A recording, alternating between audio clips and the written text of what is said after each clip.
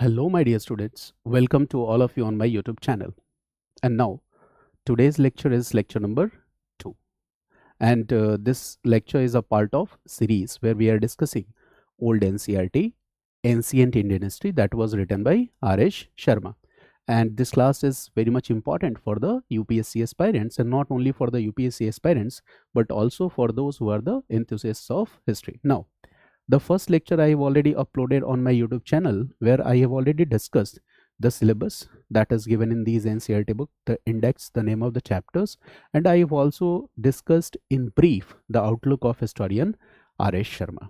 Now, from this lecture number 2, we are entering into the very first chapter of Ancient Indian History book, that is importance of Ancient Indian History. So why this chapter has been included? The first chapter is importance of Ancient Indian History, because whenever we are reading any subject, any particular subject, so we must be familiar with the importance of that particular subject.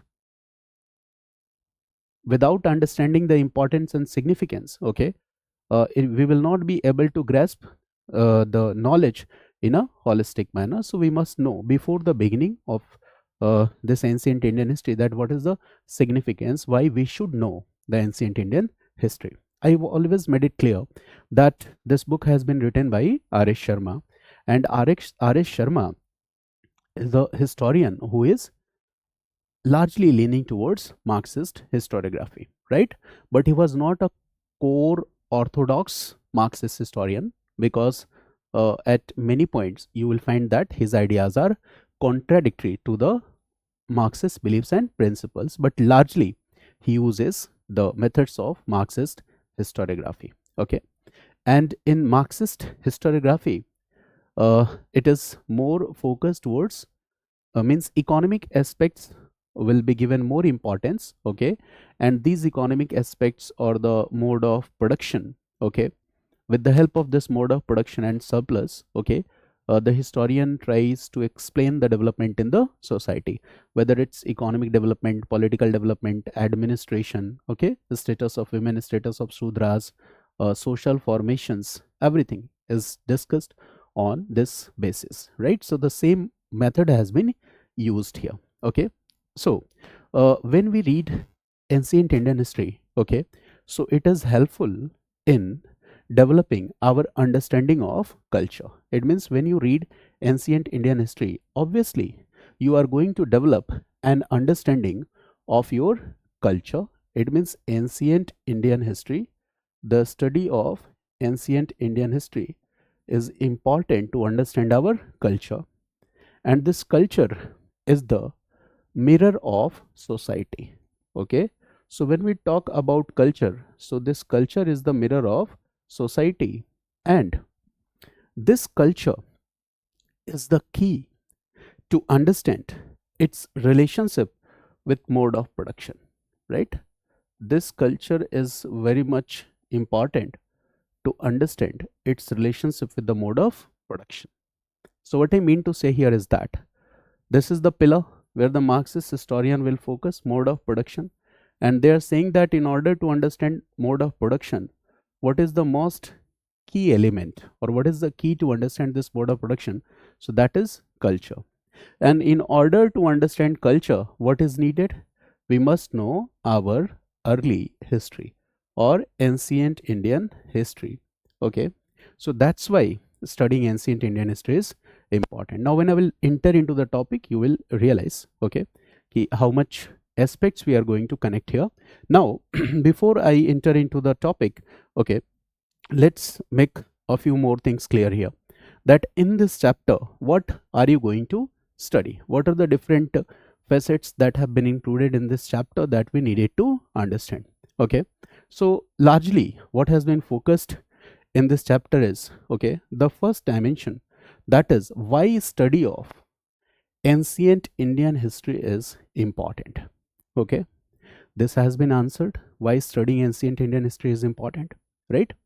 And why the understanding of earliest cultures of our country is important. When we talk about earliest cultures of our country, it also include prehistoric cultures. It also include what? Prehistoric cultures. So why this is important? It includes the first civilization, that is Indus Valley civilization. It includes the Vedic cultural stage, okay, that comes after Indus Valley civilization. Okay, so it includes everything, right? In this chapter, okay, the relationship between writing is also a very crucial aspect. When we talk about writing, generally we are talking about scripts, right? So what is the relationship between these two, the writing and the civilization? This has been discussed, and in a very brief manner, right? The It has been discussed that India as a melting pot of different cultures, right? How different cultures became part of Indian culture, and it was like a melting pot of different cultures. It has also been explained. And the next aspect that has been discussed here is India as a land or as a home of several religions also. This also has been discussed. Now, nomenclature has also been discussed, that India is also known by Bharatvarsha. India is known by the name of Hindustan, right? So what is the reason behind this nomenclature? It has been discussed. The concept of universal monarch, was there or not? It has been discussed.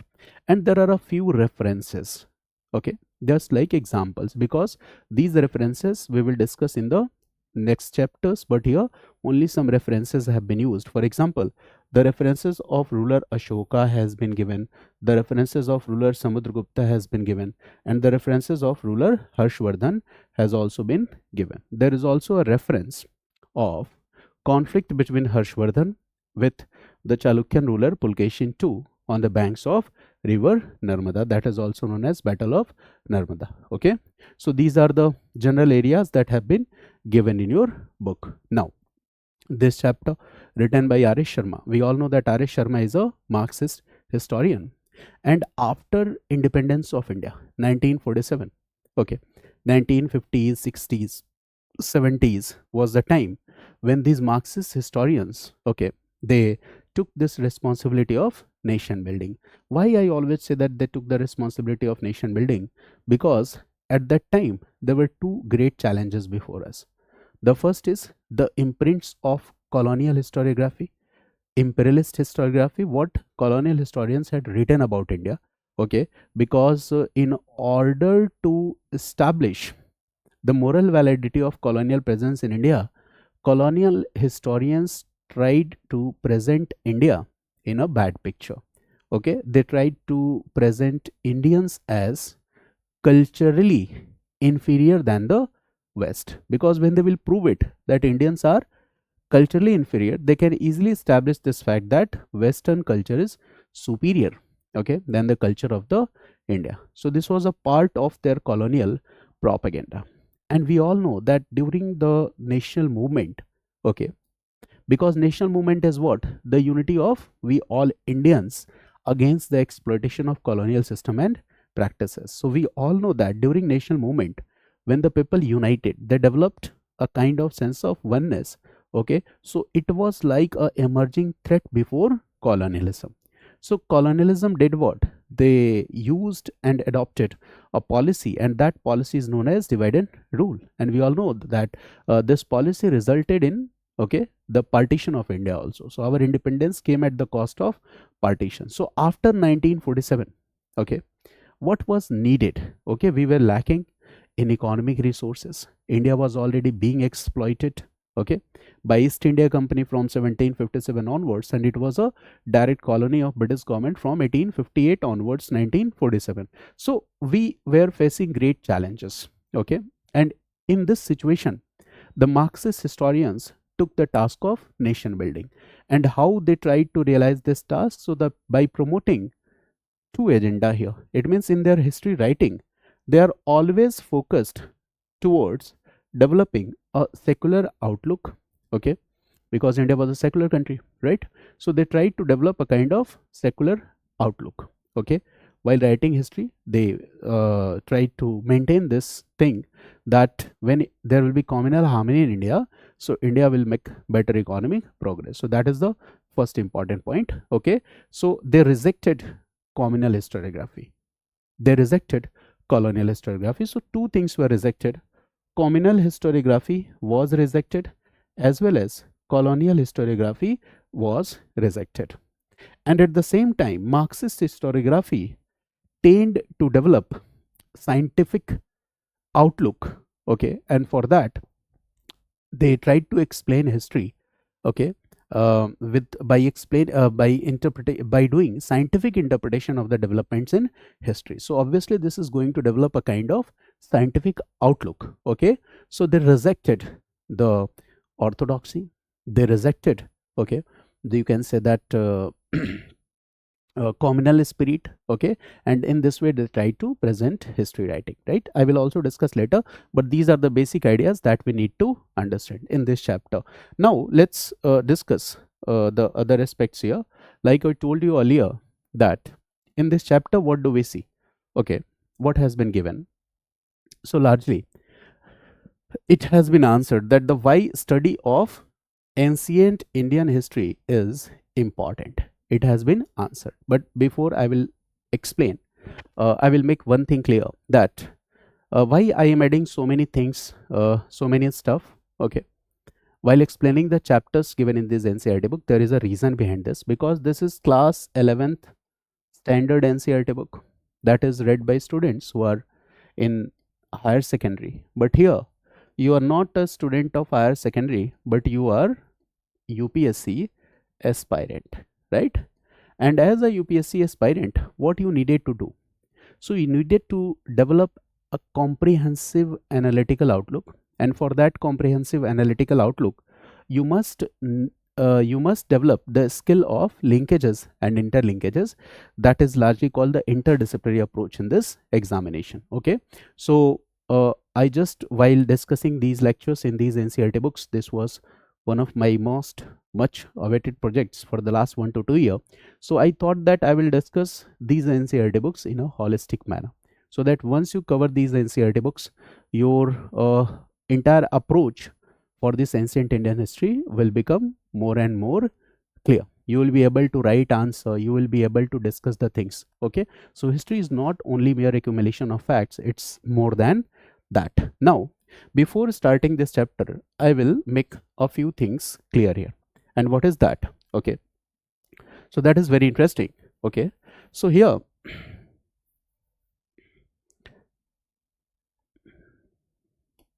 what we see is that, okay, when R.S. Sharma was writing history, I have already discussed with you that why studying early Indian history is important, because it will give us an understanding of culture, and this culture is the key to understand our society. Culture is the mirror of the society, and this culture is also the key to explain the mode of production, interlinkages with the mode of production, and this mode of production is largely focused by the Marxist historian. Now I will discuss this concept with you with a few examples. For example, I am discussing a few scenarios, right? I am discussing here a few scenario. For example, let's take the example of a scenario, that is scenario number 1. And what is this scenario? I am explaining to you. Okay, so the scenario here is, I am discussing a scenario with you, and the scenario is, okay, you must have heard some people saying that, okay, nowadays what we see is that the joint family structure is crumbling, right? Nowadays the joint family structure is crumbling. You must have heard this. Okay, you must have witnessed this. Okay, that the concept of nuclear family is more popular, the urban culture is more popular. Okay, so what is the reason behind this disintegration of this joint family structure? So you'll find many people saying that कलयुग आ गया है, right? बहुएं घोर कलयुगी बहु हो गई हैं, right? The people used to say like this, that now the time has been changed, and this is degradation of morality and ethics in the society, and all this. The people will have a lot of explanations for this. But when the Marxist historian will answer this question, so they will say that now the joint family structure is disintegrating due to one reason. And what is that reason? So that is the side effect of capitalism, side effect of industrial capitalism. Okay, it means this now in this industrial capitalism, in this age of industrial capitalism, what is being promoted? So capitalist consumer culture is being promoted, and in this capitalist consumer culture, the culture of individualism is being promoted, and that is further promoting a kind of self gratification. Okay, so when we adopted industrial capitalism, so this is basically the side effect of adoption of industrial capitalism. Now the setting is urban, now the setting is industrial, and in this urban industrial setting, what industrialization has done? It has done creative destruction. Why we are using this word creative destruction? Okay, for the disintegration of joint family system, because Marxism is saying that, okay, this creative destruction that has been caused by capitalism was capable of ending old feudal extended family structure, and this also resulted in the emancipation of women. Do you understand what I mean to say? That how developments in economic structure and the mode of production has been used to explain the concept of emancipation of women, right? Due to this industrial capitalism, emancipation of women was possible. Okay, we all know that in history there was culture of custom of sati. We all know about the miserable condition of women. We all know about the restrictions that were imposed on women during the ancient Indian and medieval Indian history time period. Okay, so gradually these things which were a part of our social cultural practices and traditions, they came to an end. Okay, now you don't see the culture of sati, the custom of sati practiced anywhere. Okay, now you can see that the widows are given freedom to remarry, right? Many restrictions that were imposed on the women, now these restrictions has come to an end. So why was it possible? So it was possible due to this, okay, change in the mode of production. And if we want to understand that change in the mode of production, so we must read our history. That is an important point. Karl Marx, the very famous book of Karl Marx, you all know, the name of that book was Communist Manifesto. And in that book, Communist Manifesto, Karl Marx had written that all that is solid melts into air. What does it mean? All that is solid melts into air. Okay, so one explanation is that, okay, all that is solid, it means that once those social practices, once those customs which were well established as a part of our social structure, which were well established as a part of social practices, now gradually they have lost their importance in thousands of years. Now they are subject to criticism, and now, okay, the people are favoring the change that has taken place. It means one generation, next generation, it means after one generation after other, what we see is that, okay, the people are believing in the idea of change. Okay, and this idea of change, if we want to understand it, we need to understand our history, because this will give us a better understanding of this mode of production. So that is an important point that has been explained by Marxist historiography. So it talks about idea of change. Okay, changes in culture, it reflects the economic base of the society. Okay, the cultural shifts which are taking place in our society, okay, they also explain the economic base of the society. So that is why Marxist historiography is very much important, because it explains history in a scientific manner. But you will find that many conservatives, they put an allegation on the Marxist historians that they had distorted the history. Okay, they will say that the Marxist historians, okay, they had done what? They had, okay, presented the culture of India in a negative manner, right? They will say this. You will find many conservatives saying this. But in order to understand this allegation, you need to understand the history that was written by the Marxist historian, right?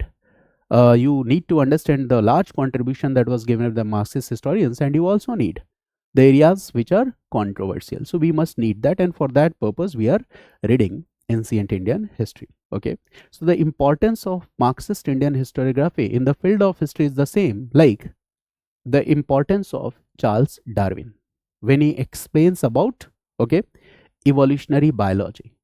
The importance of Marxist historians in the field of history is the same like Sigmund Freud, okay, in the field of psychology. It is the same like Einstein in the field of, okay, physics. Okay, so here the Marxist historiography tends to give a scientific interpretation of history. And now we are entering into the chapter. Now the very first paragraph, what do we see? We see that, okay, why understanding the earliest cultures of our country is very much important. Because when we understand our culture, when we understand our history, we can understand our roots. We will be able to know our identity. We will be able to know the very basic foundations of our society. And for that, we need to understand our culture. For that, we need to understand our heritage. And once you are successful in understanding your culture and heritage, so obviously you will do what? You will make efforts to protect this culture. You will make effort to preserve this culture. And you will also learn from the lessons of past. And when you will learn from the lessons of past, you can get inspirations for your future. Okay, you will develop a vision where you can understand the secular spirit of our country. You could understand that why India is a multicultural, multilinguistic state. Okay, so for understanding that, we need to understand our earliest cultures. It means in the initial stage, how these cultures developed, right? How agriculture was started. Okay, so I will discuss the chapter that in Neolithic age, okay, this agriculture was started, how animal domestication started, right? How ancient Indians discovered and utilized natural resources. It means we will read about domestication of crops and agricultural practices. We will read about domestication of animals. How the people in the earliest cultural stage, okay, how they created the means of their livelihood. It means in the initial stages, you will find that the economy will be subsistence economy, and in the later stages there will be surplus economy. So how this subsistence economy came into picture, we need to discuss that. And we also need to discuss that how different economic activities came into existence, how different kind of craft activities came into existence. The craft activities, different economic activities like farming, like spinning, like weaving, like metalworking, and so on. How the people in the earliest cultures were able to clear forest. Obviously here we will discuss about the use of iron. Okay, that we'll discuss in the next chapters. And how they founded villages, how cities were developed, and finally how large kingdoms came into existence. Okay, so we must understand this, that the large kingdoms or the civilizational stage or the urban stage will not come all of a sudden.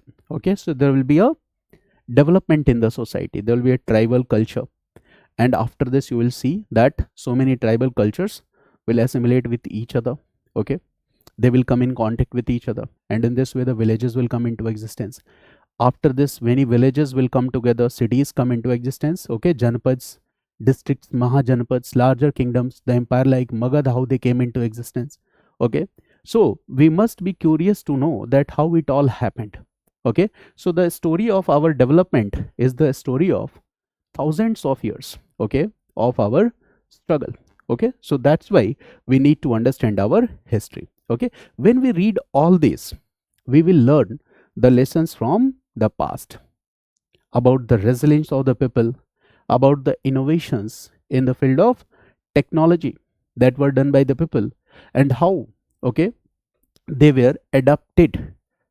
Okay, because environment will also create a lot of challenges before these people. So we'll also read the story of the adaptation of these people in changing climatic conditions.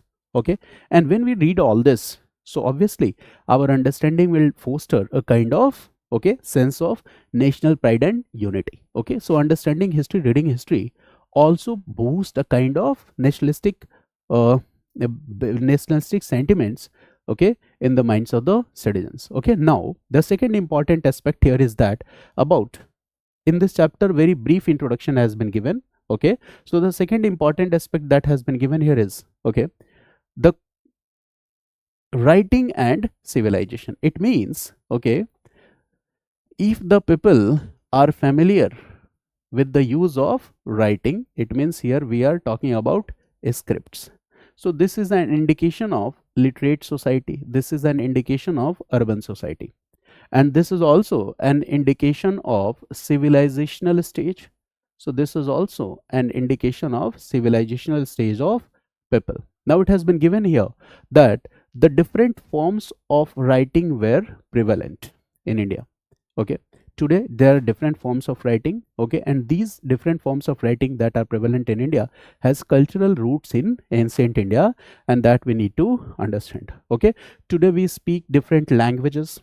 Okay, India is a multi-linguist country, and it also had the cultural uh, roots in the past. So we need to understand that how the scripts, the style of writing, how the language, how they all evolved. That is a very important for us to know. Okay, now when we talk about writing, you must know that writing or scripts, it is like an indicator.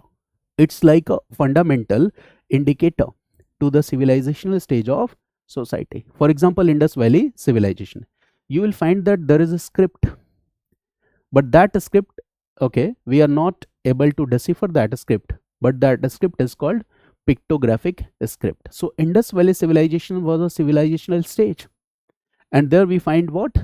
Writing. Okay, the specimens of writing in the form of pictographic script. Okay, so if there is writing, it indicates that the society is literate. If there is a writing, it indicates that there is a system of administration.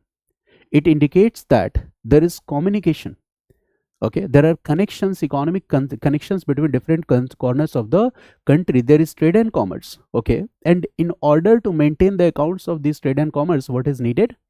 We must need scribe or the system of writing. For example, if I am doing any business and my business is a very small level business, okay, so this might be possible that I don't need to manage any account. But if my business will grow, I will have to keep record of the transactions, and for that we need what? A script. So if there is a script, if there is a writing, it is also indicating towards a phase of economic prosperity. It is indicating towards that in society there is a social organization, there is some governance in that society, administration in that society, and the society, we also see that there is some sophistication at the cultural level. So that is very much important. Okay, so this is a very important indicator. Okay, now the second important point is that ancient Indian history is interesting because India proved to be crucible of numerous races. So when I will discuss ancient Indian history, you will find that in ancient India, okay, different cultural groups came to India. For example, the same book talks about Aryans migration to India. So R.S. Sharma talks about Aryans migration to India, right? So linguistic basis, he tried to establish this fact that the center was Europe, and from Europe, two branches, Indo-Iranian, Indo-European branches of Aryans, right? They came to India, okay, in different time interval, in different pockets, different time interval, they came to India, different groups came to India, they settled in India, and in this way, R.S. Sharma explains Aryans migration to India, right? So this is the point, but this opinion has largely been challenged now. Okay, this is not accepted. Okay, so I will discuss in the chapter, respective chapter. So this chapter is basically a kind of introduction. So R.S. Sharma has explained that Aryans migrated from Europe to India. Okay, now the Greeks, Scythians, Huns, it means, okay, Alexander invasion to India. when Alexander invaded, what will happen? Iranian and Macedonian invasion. Again, the chapter has been included here. Okay, the Greeks and Indians both will come in cultural contact with each other. Okay, so in this way we see that different races came to India, and you will find that in later Mauryan period, that is 300 BC to 200 BC period. Okay, you will find that, okay, 300 BC 200 AD. Okay, in this period, 200 AD, sorry, in this period you will find that different foreign groups came to India and they settled in India, right? So these different groups which came to India and settled in India, okay, during this time period, okay, so sorry, this later Mauryan period, 200 BC to 300 AD period, okay, like Indo-Greeks came to India, Shakas came to India, Pehlavas came to India, right? Kushanas came to India. So we see different groups came to India, they settled in India, they adopted Indian cultural practices and traditions, right? So in this way, India became a melting pot. India became a melting pot of different, okay, races. Okay, so this has been explained that different ethnic groups who came to India, okay, they contributed in the making of Indian culture. So Indian culture is basically a kind of melting pot. It means here R.S. Sharma, who is a Marxist historian, is focusing on one particular area, and that is cultural interactions. So you will find that Marxist historians emphasize this part, okay, that when we talk about Indian culture, so this Indian culture is largely a result of cultural interaction with different groups. Okay, so that is a area that has been focused by Marxist historians, that it is a result of cultural interaction. Okay, so now you will find that in history there is a debate. And what is the debate? Okay, Alexander came to India, was there in cultural interaction? So again, the historians' opinions is divided. Marxist historians will say that yes, there was cultural interaction. Later Mauryan period, okay, 200 BC, 300 AD. This period is what? Okay, so this period is basically the period of dark ages, or this was a phase of economic prosperity. So the Marxist historians will say that later Mauryan period, where Indo-Greek, Shakas, Pehlavas and Kushanas came, that was the phase of economic prosperity. That was the phase of technical innovation. That is the idea of Marxist historians. Okay, in Bhakti Sufi movement, they will largely focus on cultural interaction, right?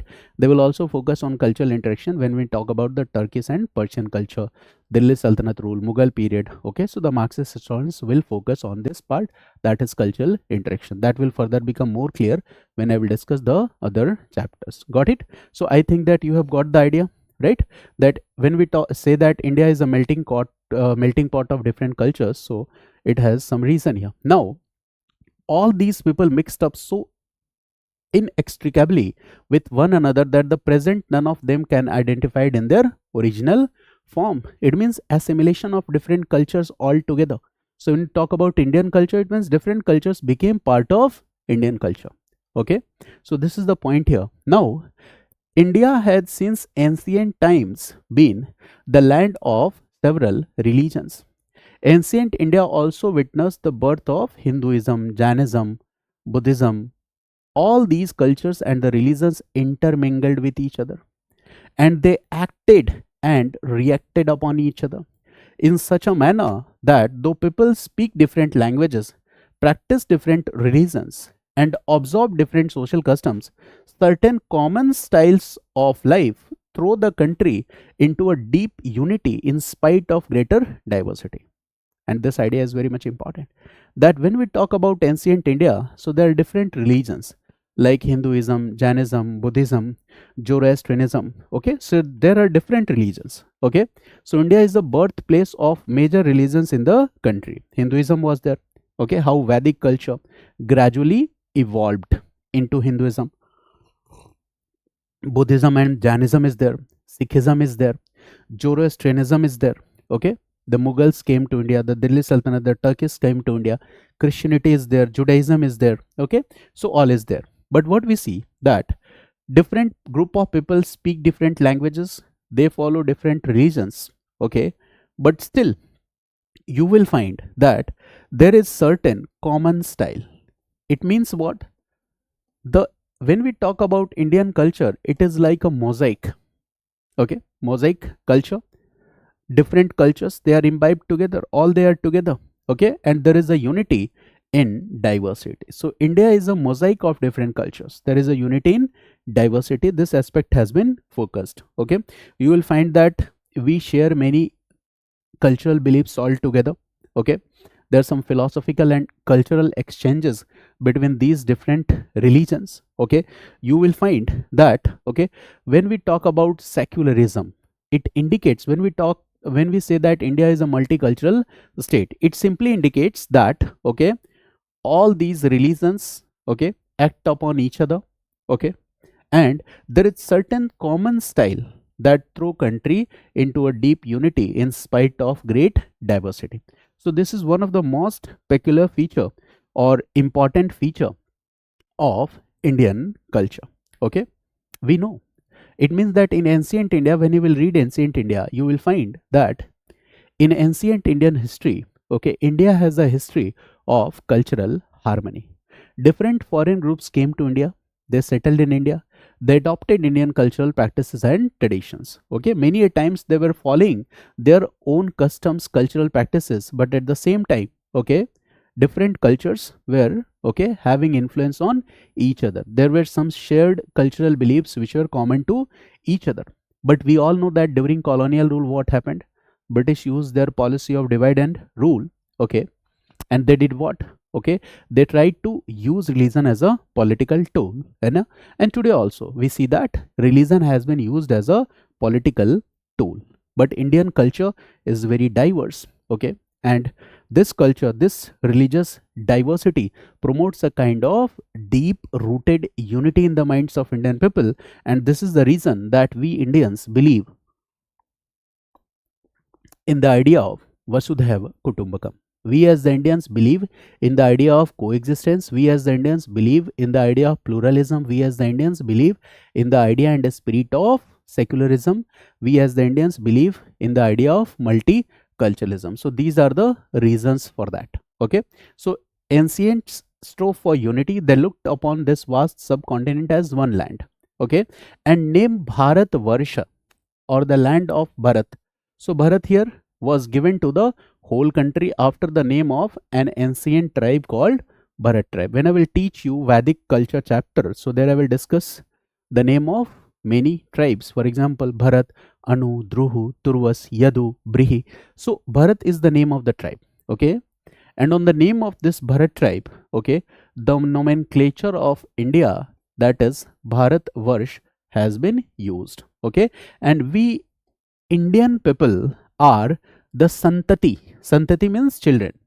So we are the Santati of that Bharat tribe, okay, or the descendants of that Bharat tribe, and that's why, okay, this country is called Bharatvarsha and we are called Bharat Santati, or the descendants or the children of that Bharat tribe. So this is the reason behind this nomenclature, right?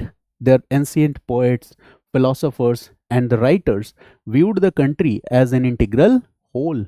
Okay, it means that when you will be familiar with the uh, literary culture of ancient India and the medieval India, you will find that the scholars in ancient India and medieval India, whenever they talk about this country, okay, they are just in their poets, in their narrations, narrative descriptions, you will find that they are narrating the country as a whole. Okay, so that is the point. Now the geographical the territorial extensions of Bharatvarsh, okay, so the poets and scholars, they write that when we speak about the land that is stretching from the Himalayas to the sea, it means north to south, that is the proper domain, okay, that is Bharatvarsh.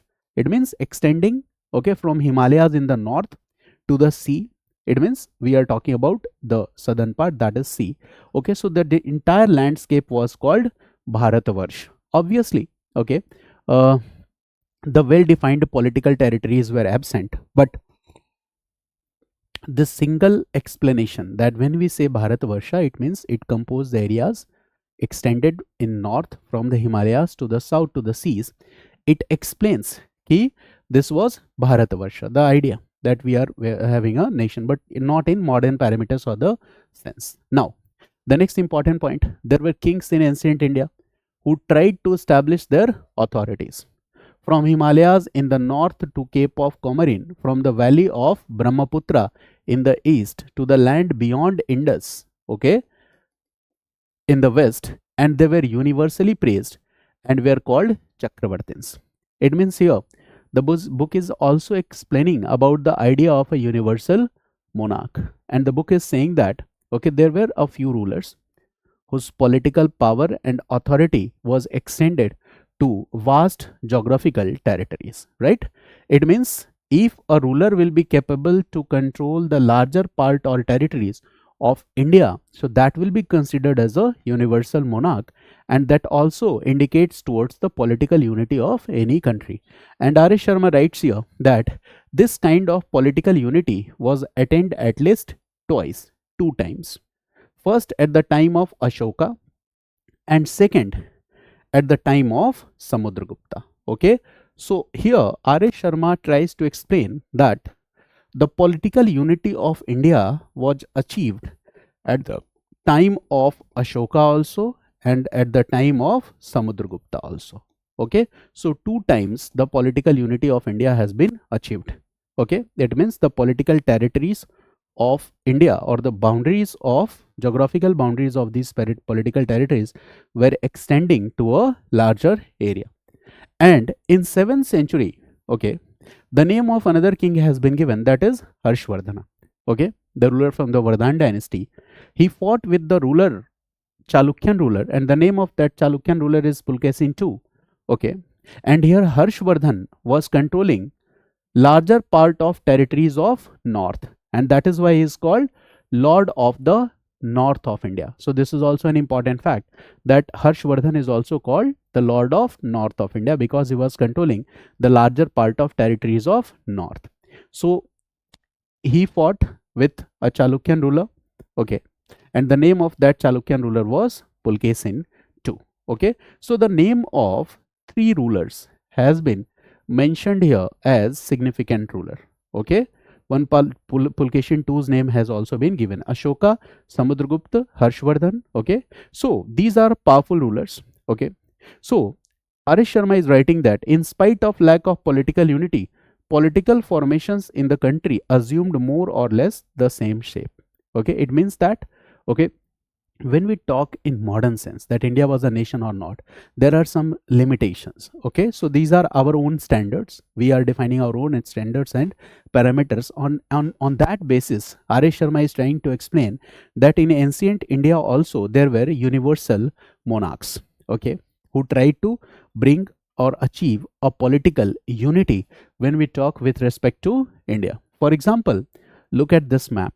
Okay, this is the map, okay, which is indicating to the political territories that we see during the Mauryan Empire. So in Mauryan Empire, when Ashoka was ruling, Ashoka was covering the larger territories. It means he was successful in bringing the larger part or territories of India into a single political unity. Look at this map.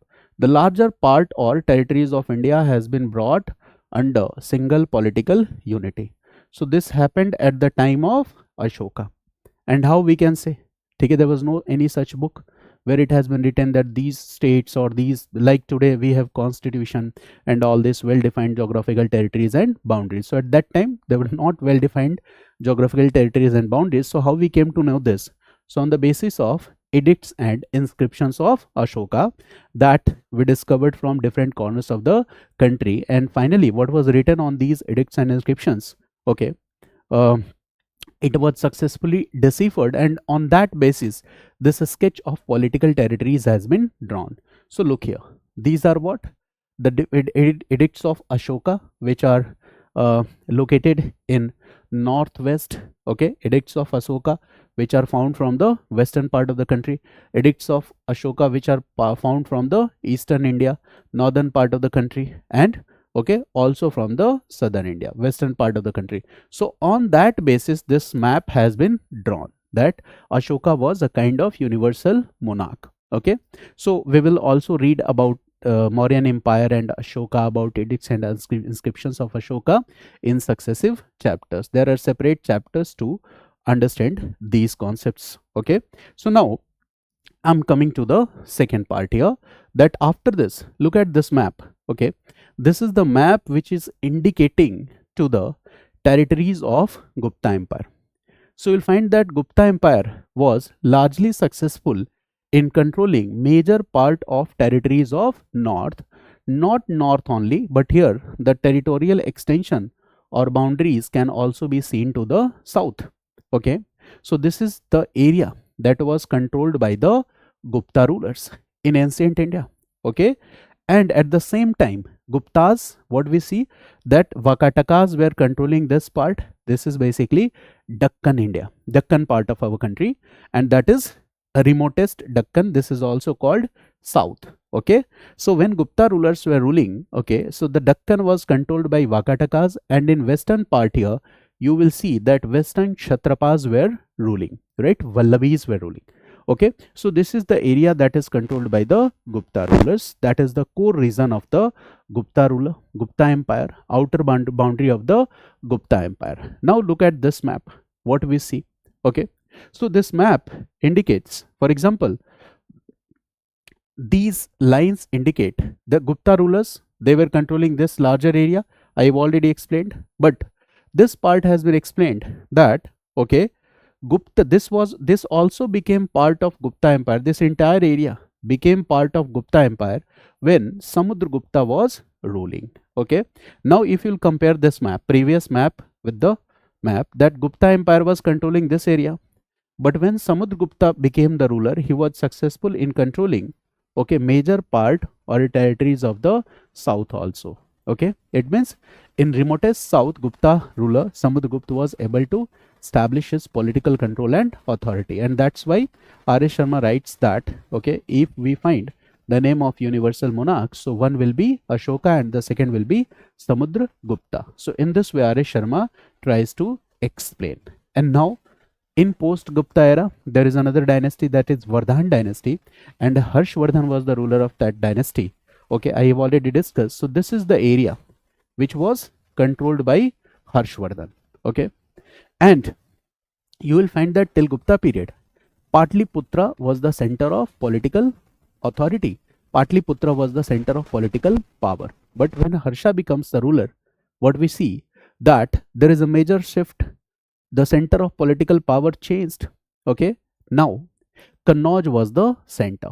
Okay, now it was not Patliputra, but now Kannauj was the center. So we see a major paradigm or shift here.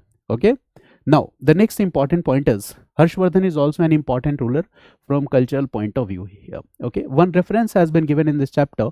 So what you need to do is that if you find some factual details in NCERT book, so that will be important for your examination. So what you will do, you will mark those factual details, okay, and try to read it at least 4 or 5 times so that you could remember the facts. So the reference has been given here, the reference of Harsha and Chalukyan ruler Pulkesin II. Okay, now Harsha's regime was challenged by a Chalukyan ruler, that is Pulkesin II. Harsha was controlling the major part of the territories of the north, Lord of the North, while Pulkesin II was controlling the major part or areas of the south, that is Lord of the South, Dakshinapati. Okay, now what will happen? Now Harsha power was challenged by Pulkesin II. Okay, and as a result, what we see is that there is a conflict between Harshavardhan and Pulkesin II, and this battle was fought on the banks of Narmada river. Okay, and the here the information says that, okay, Harsha was defeated.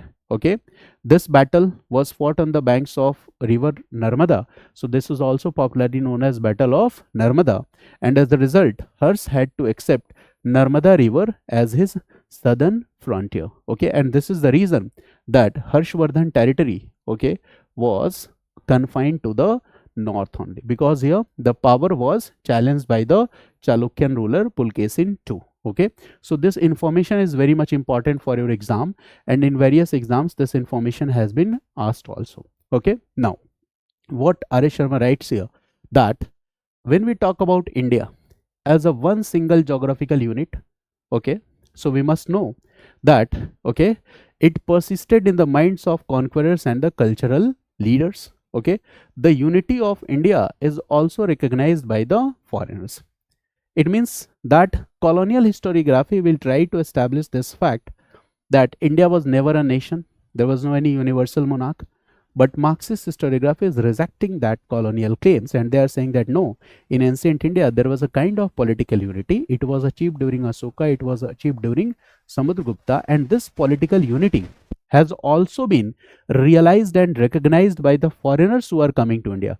For example, okay, what Arish Sharma is writing is that, okay, they first come in contact with the people. Obvious foreigners will come from northwest. Okay, so this Indus River and its tributaries like Sindhu is what Sindhu River, Indus River is like a boundary. Now the foreigners say that, okay, those people who live in the west and south of this Indus River, okay, they were called, for example, this is Sindhu River, okay, and those who are living, okay, in the south, okay, of this Indus River, they are called what? Okay, Sindh, or later Hind. And this Hind in Persian and Arabic languages, okay, India word which we use, okay, is a Greek nomenclature, and the Hind word Hindustan which we are using is derived from the Persian and Arabic nomenclature. So the name of India, India, okay, derived from the Greek nomenclature, Hind derived from the Persian and Arabic languages. It shows that there was a cultural interaction, and the unity of India as a country was also recognized by the foreigners who were coming to India. Okay, so what will happen? Different cultural groups, when they come to India, what will happen? The result will be, okay, finally there will be a linguistic and cultural unity in the country. And in 3rd century BC, we see that Prakrit served as the lingua franca of the country. Throughout the major portion of India, Ashoka's inscriptions were written in the Prakrit language. Now Ari Sharma also refers that Prakrit was one of the most popular dialect that was used during the Mauryan period, and this is the reason that in most of the Ashoka's edicts and inscriptions were discovered in the Prakrit language. So the language evolved as well. For example, here Indus River is the boundary, and the foreigners are saying that those who are living in the south of this Indus River or Sindhu is called Hind, and from Hind, Hindustan word has been formed. So this Persian and Arabic nomenclature. The word India, okay, Greek nomenclature. So this has been explained by Arish Sharma. Later Sanskrit also acquired the same position, okay, but later this Sanskrit will become prominent in the Gupta period in the 4th century AD. Okay, and what we see that in post-Gupta period, now the state was again divided into many regional powers. Okay, so in post-Gupta period we see, okay, many regional powers came into existence. For example, this is the map during the Gupta period. Larger part of Indian territory was controlled by the Guptas, and this part was controlled by the Vakatakas, and this part was controlled by the Western Kshatrapa. So here we can see that political unity to some level was achieved here. Guptas were successful in controlling larger part of political territories of India.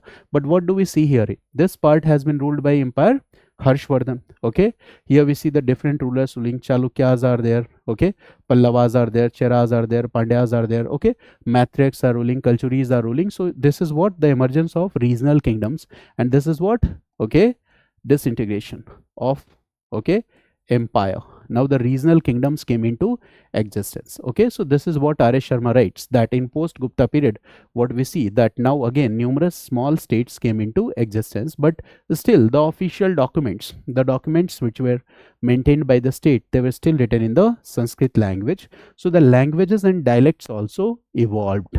In details you will read in the later chapters. Now there is another notable fact, and that is about the ancient epics Ramayana and Mahabharata. They were also studied with zeal and devotion in the land of the Tamil as the intellectual circles of the Banaras and Takshila. Originally composed in Sanskrit, these epics came to be presented in different local languages. But whatever be the form in which the Indian cultural values and ideas were expressed, the substance remained the same throughout the country. Here, why the reference of epics has been used?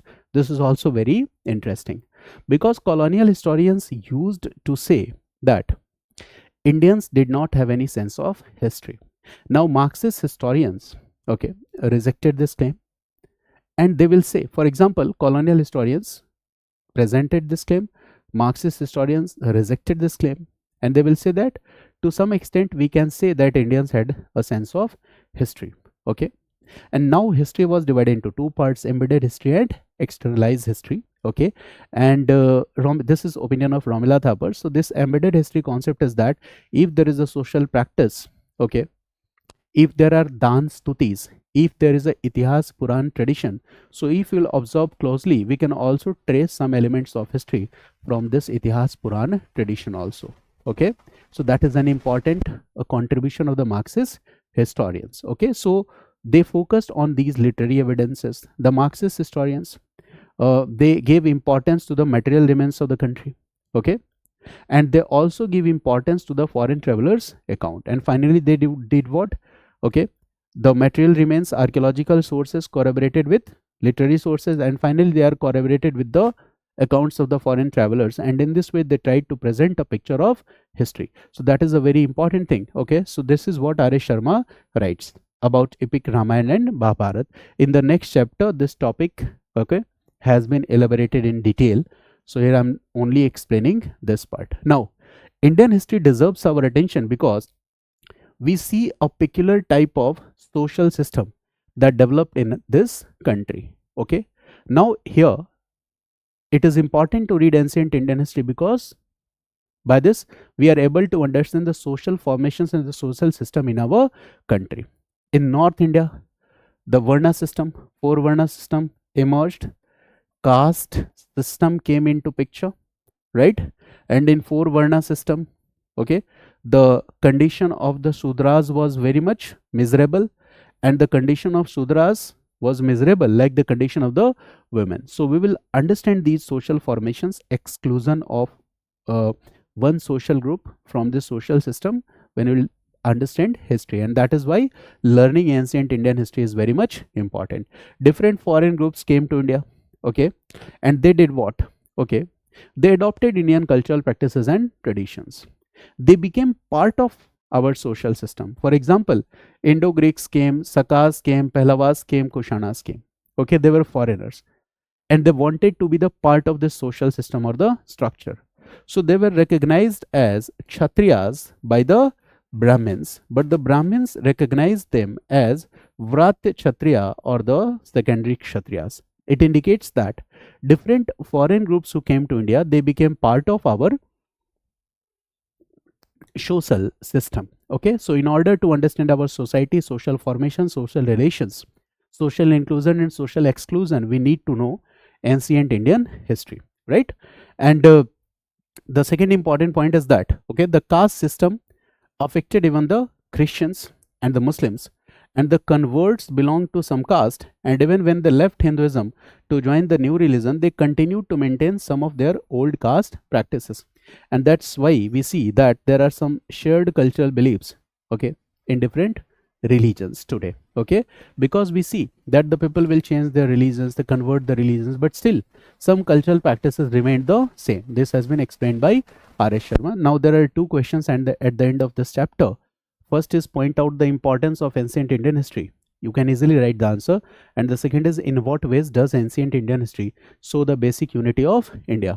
Now I think that you can answer this question, that what is the importance of ancient Indian history and in what ways does ancient Indian history show the basic unity of India? Okay, now you can answer this question.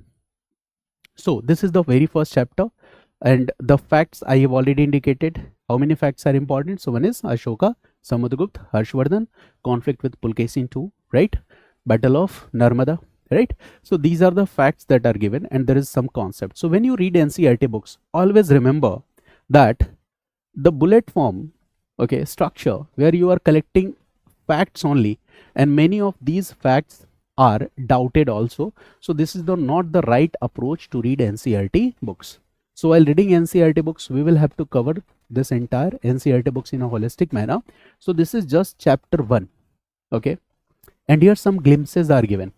When I will discuss with you the next chapters, I will enter into depth. In each and every topic, you will find that your knowledge will be improved and you will develop a kind of interdisciplinary sense. Now, I will make an important announcement for you that this series of lecture, which will be more than 60 hours classes, okay, will be in the form of pre-recorded lectures. All lectures will be recorded by me, and there are total 27 chapters in R.S. Sharma Ancient Indian History book. So 1/3 of this 27 chapter, so 1/3 is 9 chapters, okay, 9 chapters. So 9 chapters I will upload on my YouTube channel for free, okay. And if you want to get the complete lectures, okay, so from 1st June 2025, the complete lectures will be available to you. Till then, you can watch these 9 lectures that will be uploaded for free. And why I am uploading 1/3 of the lectures, okay, of all the products that I am bringing before you, so that you could have an informed decision, okay. This book, the entire video lectures are given at the most affordable price of 999, but still I believe that before purchasing the course, you must watch these 9 lectures, okay. If you are convinced that these lectures are able to develop a kind of interdisciplinary approach in you, these lectures cater to the demands of the UPSC examination, okay, then after completing these 9 lectures, you should purchase the course, because as a consumer, you should take an informed decision, okay. So that I will request you that, okay, the courses will be available from 1st June 2025, but before purchasing the course, you must watch these 9 lectures. Then your decision will be an informed decision. Now, the second important announcement for you, that the new batches for the history optional course for those students who are appearing in 2026 has also been announced, and the new batch will start from 1st June 2025, and this batch will be in live only mode, okay, and the duration of this course will be 5 to 5.5 months, from June to December. The batch will start from 1st June, so from June to December. And here we will do what on the foundation will be basic NCERTs, and then I will cover all the 51 topics that are given in paper 1 and paper 2 of your optional syllabus. It means here you will get topic wise coverage of the entire syllabus, okay. I am going to cover each and every topic that is given in your syllabus, so this in this way we can get a holistic understanding of entire optional subject. And after this, okay, once you cover this course, so from December January, it means the duration will be 2 months, okay. And here in the consolidation stage, okay, I will discuss with you the past 12 years questions, okay. Again, these questions will be discussed in very much detail. You will get the video lectures of all these discussions, okay, and this also will be in live mode. You will also get the video lectures, okay. So this will consolidate your preparation, okay. So in the month of December and January, you will be able to take admission in these courses, okay, and the batch will start, okay, in December. In the month of December, this batch will start, okay. Now, the third important announcement: after January, you will focus on your prelims examination, okay. And once you appear in prelims examination, so once the prelims exam is over, so you will again start reading optional subject, and for that I will help you in your revision also, so that you will prioritize high yield areas. You will just make a list of the weaker portions or the areas, and you can interact with me through the Zoom meetings, okay, and you can clear your doubts, okay. I will be available to you.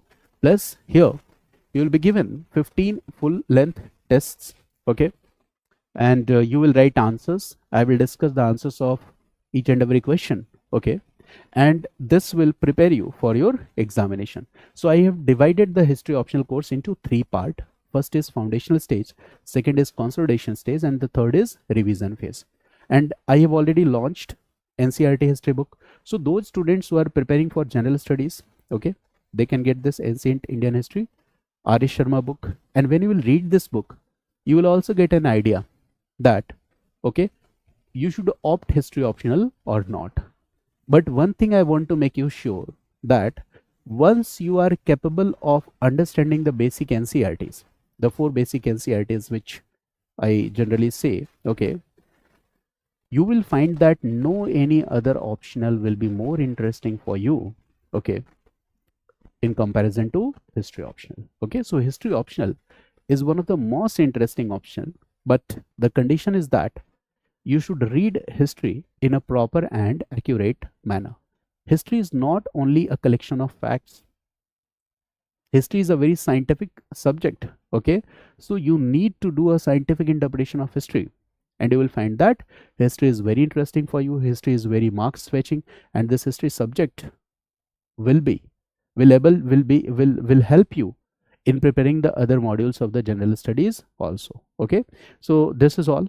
Okay, thanks to all of you, and I will request you to like the video, uh, to share the video, so that the right content could reach to the right audience, because in my classes I focus on the quantity also, I focus on the quality also.